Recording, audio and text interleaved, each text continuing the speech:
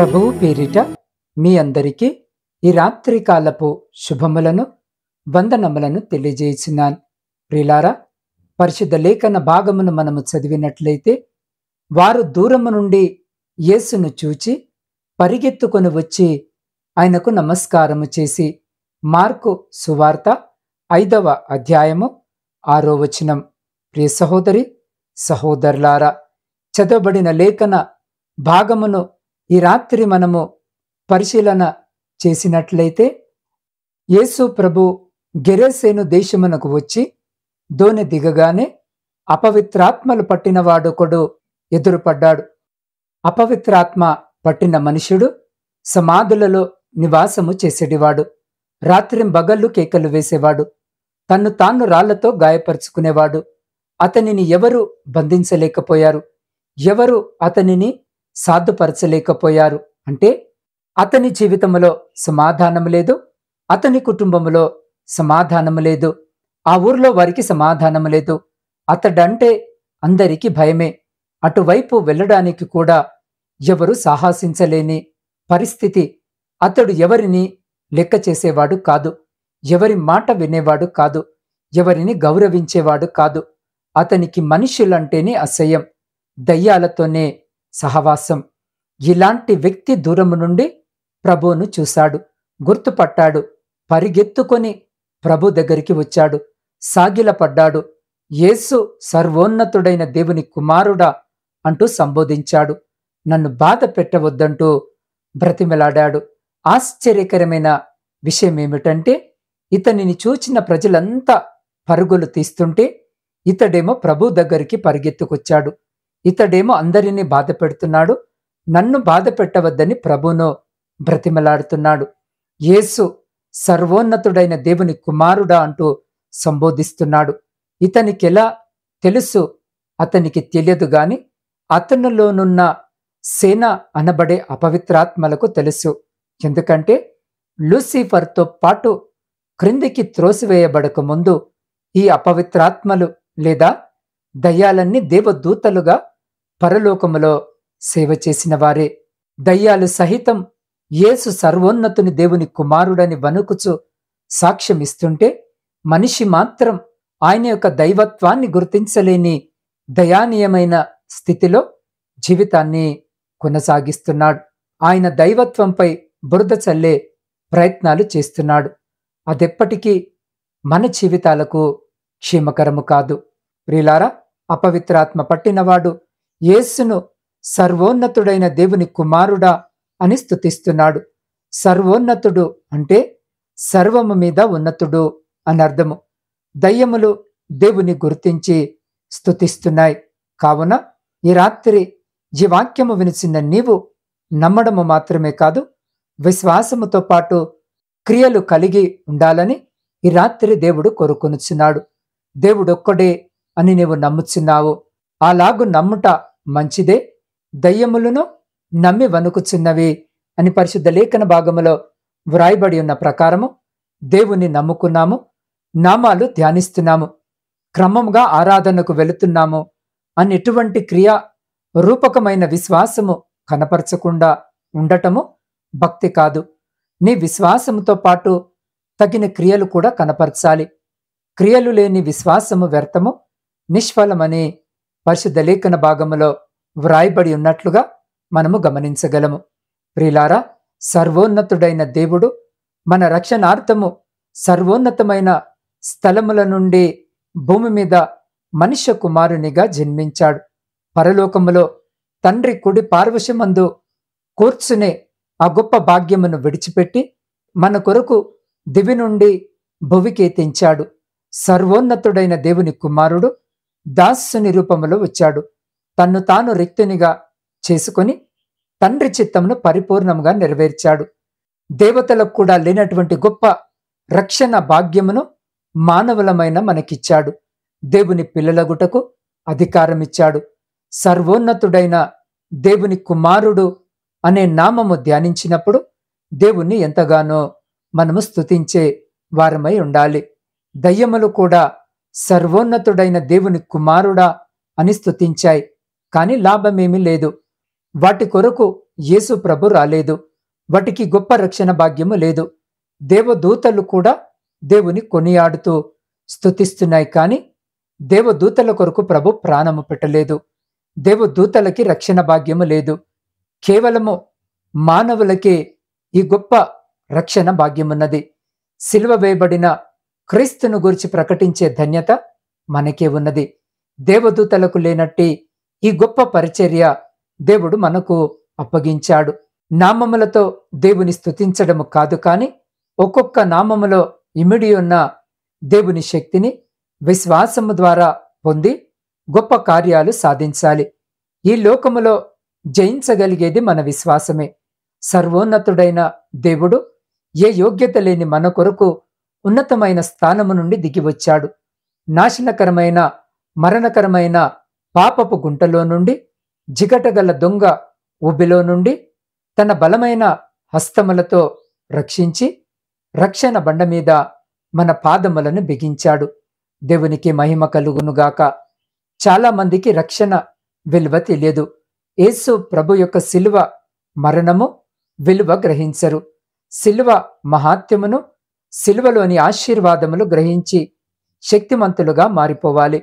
ప్రియ సహోదరి సహోదరులారా, పాపములో నశించిపోయే వారిని పాపపు ఊబి నుండి పైకి లాగాలి. ఒకరోజు నేను వార్తాపత్రికలో చదివాను. డ్రైనేజ్ క్లీన్ చేస్తూ ఒక వ్యక్తి ఆ అండర్ గ్రౌండ్ డ్రైనేజ్లో పని చనిపోయాడు. ఆ వ్యక్తిని రక్షించడానికి దిగిన ఇంకొక వ్యక్తి కూడా చనిపోయాడు. ఎందుకంటే ఆ డ్రైనేజ్ మ్యాన్ హోల్లో వ్యర్థములన్నీ కలిసి విషవాయువులను, భరించరాని దుర్వాసనను ఉత్పత్తి చేశాయి. కనుక ఊపిరాడక ఉక్కిరి బిక్కిరై ప్రాణాలు విడిచారు. ఇది చదివినప్పుడు నాకనిపించింది, దేవుడు ఎంత గొప్పవాడని. పాపపు ఊబిలో పడి నశించి నిత్య మరణము, నరకాగ్ని పాలు కావలసిన మనలను తన ప్రేమ చేత రక్షించి తనకు స్తోత్ర రూపమగు గీతమును మన నోటికిచ్చి క్రీస్తనే బండ మీద మన పాదములు స్థిరముగా నిలిపాడు. నిత్య జీవమునకు వారసులుగా చేశాడు. సర్వోన్నతుడైన దేవుని కుమారుడే భూమి మీదికి రావాలంటే రక్షణ సంకల్పము నెరవేరేది కాదు.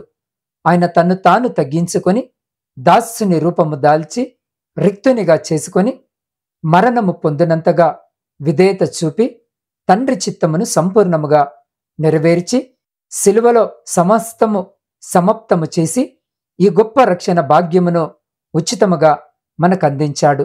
కాబట్టి ఇంత గొప్ప రక్షణను నిర్లక్ష్యము చేయకుండా భయముతో, వణుకుతో ఈ రాత్రి ఈ వాక్యము వినిచిన నీవు నీ రక్షణను కొనసాగించాలి.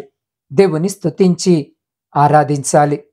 కాబట్టి ప్రియ సహోదరి సహోదరుడా, అపవిత్రాత్మ పట్టిన వానిని స్వస్థపరిచి నూతనమైన వ్యక్తిగా తీర్చిదిద్దితే వారంతా ప్రభు మా ప్రాంతాలను విడిచి వెళ్ళిపో అని ప్రతిమలాడుతున్నారు. కారణం, ప్రభు కంటే ఆ పందులే వారికి ముఖ్యమనిపించింది. మన జీవితాలు కూడా అంతే కదా. ప్రియ సహోదరి సహోదరుడా, ఆయన మన కొరకు సమస్తాన్ని ధారపోస్తే మనమేమో అందముంది, బలముంది, ధనముంది, ఇంకా మేము ఈ లోకములో అనుభవించాల్సింది చాలా ఉంది, నీవు మా దగ్గరికి రావద్దు, మా హృదయములో నీవుండొద్దు, మాకు నచ్చినట్టుగా బ్రతకనివ్వు, నీవు వెళ్ళిపో అంటూ త్రోసివేసే స్థితికి ఈ రాత్రి ఈ వాక్యము వినిచిన్న మనము చేరుకున్నాం. హృదయమనే తలుపునొద్ద ఆయన నిలబడి తట్టుచున్నప్పటికీ ఆయన లోనికి ప్రవేశించకుండా గడియలు బిగించి మనకు నచ్చినట్టుగా జీవిస్తున్నామేమో. ఆయన దాటి వెళ్ళిపోతే ప్రియ సహోదరి సహోదరుడా, మన జీవితాలకు సార్థకత లేదు. వద్దు, ఈ రాత్రైనా ప్రభువును చేర్చుకొని నిత్యమైన ఆశీర్వాదాలను అనుభవించేటటువంటి గొప్ప కృప, ధన్యత దేవుడు ఈ రాత్రి ఈ వాక్యము వినిచిన మీకును, మీ కుటుంబమునకును, మరి మీ ప్రియులకు వారికి నిప్పుడు ఎల్లప్పుడు సదా ఎల్ల కాలము దయచేసి మిమ్మలందరినీ ఆయన తన కనికరము కలిగిన రెక్కల చాటున సంరక్షించి కాపాడునుగాక. ఆమేన్. ప్రార్థన. పరిశుద్ధుడా, ప్రేమ నమ్మకము కలిగిన మా ప్రియ పరలోకమందున్న పరమ తండ్రి, మీ జీవం కలిగిన నామానికి స్తుతులు, స్తోత్రాలు, వందనాలను చెల్లించుకొనుచున్నాం. దేవా, ఈ రాత్రి మరొక మారు మీ వాగ్దాన వచనము ద్వారా మీరు మాతో మాట్లాడి మా హృదయాలను తృప్తిపరిచిన మీ గొప్ప ప్రేమను బట్టి మీకే కృతజ్ఞత వందనాలను చెల్లించుకొనుచున్నాం. దేవా, మీ దృష్టికి మేము యోగ్యులుగా ఉండేలా మమ్మల్ని మీ పరిశుద్ధ రక్తంలో కడగండి. ప్రభువా, లోకాశలకు, లోక స్నేహాలకు చోటివ్వక మేము పాపము చేయకుండానట్లు మా హృదయములో మీ వాక్యమును ఉంచుకుని జ్ఞానమును మాకు దయచేయండి.